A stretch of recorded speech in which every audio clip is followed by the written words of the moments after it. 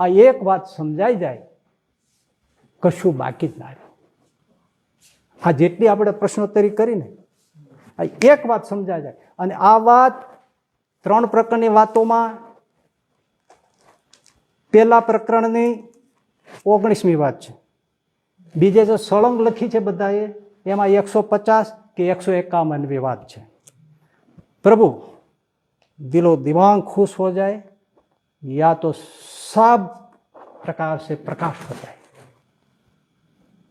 कहीं बाकी न रहे. मनोमन गोपाल साहब कोटि कोटि वंदन करो છું. પણ આ વાતને કોઈ ધ્યાન લેતું નથી. અત્યાર સુધી આ જે પેસ્ટ પિંજણ કરી આ એક વાત સમજાય જાય પૂરું. જો સમજો આ બાપાશ્રી વાળા જે માનનારા છે જો સમજી જાય તો કશું બાકી ના રહે. મતલબ પેલા વાંચી લો. અને સત્પુરુષને સંગે કરીને જીવ સુખીઓ થઈ જાય છે. ખોટું તો નથી. માટે સત્પુરુષના લક્ષણ શાસ્ત્રમાંથી સમજીને, ક્યાંથી સમજવાનું?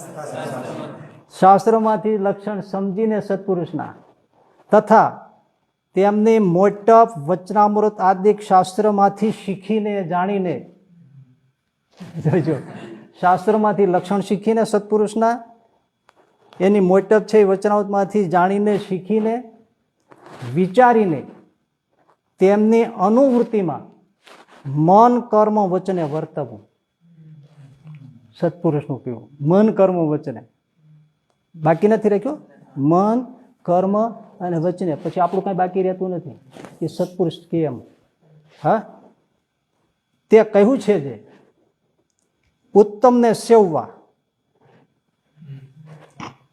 કોઈ વાતમાં એમનો અડધો શ્લોક લખ્યો છે કે ઉત્તમને સેવવા, ન મળે તો એવા પ્રાપ્ત કાળે મધ્યમને પણ સેવવા, પણ ઉત્તમને સેવવા તથા શ્રેષ્ઠ થવાની ઈચ્છા રાખવી. એક એક વાત તમે બોલતા જાય સ્વામી. ઓહો હો હો હો હો, હું ગોપાળાનંદ સ્વામી કીધું છે. પહેલા તો સત્પુરુષને ઓળખવા સુખીઓ થઈ જાય એવી હેડિંગ બાંધ્યું. પછી એને શાસ્ત્રમાંથી ઓળખવા, વચનામૃતમાંથી એની મોટપ જાણવી. જુઓ, અન્ય શાસ્ત્રોમાંથી જાણી લ્યો, વચનામૃતમાંથી જાણી લ્યો, સત્પુરુષને એ બાબતે ઓળખો, પછી વિચારીને તોય પાછું વિચારજો છે કે નહીં, છે કે નહીં. પછી એની અનુવૃત્તિમાં મન કર્મ વચને વર્તો. તે કહ્યું છે જે ઉત્તમને સેવવા તથા શ્રેષ્ઠ થવાની ઈચ્છા રાખવી.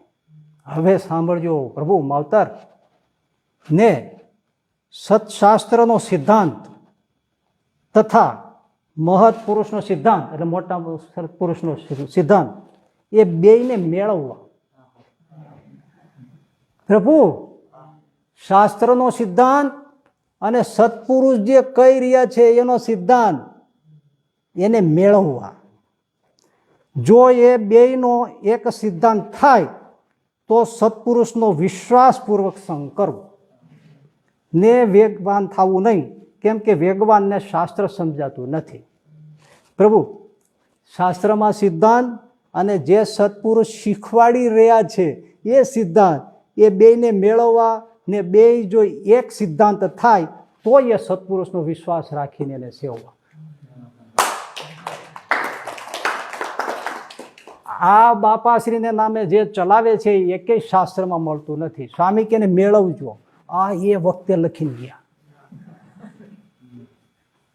જો શાસ્ત્રમાં ન મળે તો એનો સંગ ન કરશો, અને જો શાસ્ત્રમાં મળી જાય તો પછી એનો વિશ્વાસપૂર્વક સંગ કરજો. હવે હું છોડી દઉં બાપાશ્રી વાળા ઉપર, આપણામાં જે કોઈ હોય એમને ભાઈ તમારે માનવા કે નહીં, કારણ કે આ વચનો ગોપાળાનંદ સ્વામીએ કયા છે, શાસ્ત્રોમાં ન મળતું હોય તો છેટા રહેજો. સમજાઈ ગયું? પછી એક શબ્દ સરસ સ્વામી વાપરો, એ બહુ મહત્વનો છે. ને વેગવાન થવું નહીં, કારણ કે વેગવાનને શાસ્ત્ર સમજાતું નથી. તમને વેગ ચડી ગયો છે, મૂર્તિમાં પ્રવેશીને જ આમ કરાવવું છે, પુરુષોત્તમ રૂપે થઈને પુરુષોત્તમનું ધ્યાન કરવું છે, અક્ષર બ્રહ્મ છે છેટું જ છે, એ તમને વેગ ચડી ગયો છે. સ્વામી કે વેગ લાગી જાય તો શાસ્ત્ર સમજાતું નથી. હું બધું કીધું તમે જોવો તો ખરા, રોમ રોમ દીવા થઈ જાય એવું. તમે પેલા જેને કયો છો સત્પુરુષ કયો છો, વાંધો નથી, કોઈ વાંધો નથી. ગોપાલ સાહેબ સત્પુરુષની ના પાડતા નથી, પણ જો વચનામૃતમાં અને શાસ્ત્રમાં એના સિદ્ધાંત મળતા, વચન નથી કહ્યું, સિદ્ધાંત શબ્દ લખ્યો. અને આપણે બધી સિદ્ધાંતની જ ચર્ચા કરી છે. અને વચનાવતમાં નથી ઈશ્વરચંદ્રદાસજી બાપાશ્રી નામે જે શીખવાડ્યું છે, એકે વચનાવતમાં, ભક્ત ચિંતામણીમાં, એકે ગોપાલ સાહેબ વાતોમાં ક્યાંય મળતો નથી આવતો. બધે બાઉન્સ થાય છે, ઉછળી ઉધળી બહાર નીકળી જાય છે. સ્વામી કહે છે મેળવજો વચનાવતમાં, શાસ્ત્રોમાં. અને એ સત્પુરુષ કઈ રહ્યા છે એ સિદ્ધાંતને મેળવજો. એ જો બે એક થાય તો એ સત્પુરુષનો વિશ્વાસ કરજો, નહીતર એનો સંગ કરતા નહીં. અને શબ્દ કીધો, વેગવાન થશો તો શાસ્ત્ર નહીં સમજાય. તમે પકડી લીધું કે મૂર્તિમાં પ્રવેશ કરાવવો છે તો પછી નહીં સમજાય. પતી ગયું સ્વામી પ્રભુ. મને તો આ વાત જાણીને એટલો થઈ ગયો ને એમ થાય કે કાંઈ બાકી રાખ્યું ને. મારે આમાં કાંઈ કહેવા જેવું જ કોઈને રહેવું નથી. આ સ્વામીની વાત એક તમે પકડી લ્યો એટલે તમને એમ થઈ જાય કે હવે તમે ભલે મોટા પુરુષની ના જ નથી પાડતા, પણ સ્વામી ના નથી પાડી, પણ સિદ્ધાંત ન મળતો તો ઊભા રહી જાય. દ્રોહ કોઈનો ન કરો, પણ એ એમની પોતાની વાત છે. અનેક પ્રકારના પુરુષો, સત્પુરુષો, મોટા પુરુષો પૃથ્વીમાં આવતા જ રહેવાના છે, અને સૌ પોતનો મતનો પ્રચાર કરવાના જ છે. પણ બાપની વાતને, શ્રીજી મહારાજની વાતને મળતો સિદ્ધાંત હોય, વચનામૃતમાં મળતો હોય, બીજા આપણા જે શાસ્ત્રો છે એમાં મળતો હોય, અને તો જ એનો સંગ કરજો, ને તો છટા રહીજો. પ્રભુ કાંઈ બાકી રહ્યું? માટે સમજો, આ મારા ઘરની વાત નથી.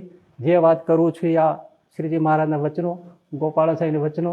ફરીથી કહું છું, ગોપાલ સાહેબની વાતમાં આ પહેલા પ્રકરણની 19મી વાત છે, અને બીજે જે છપાય છે એમાં 150 151ની વાત છે.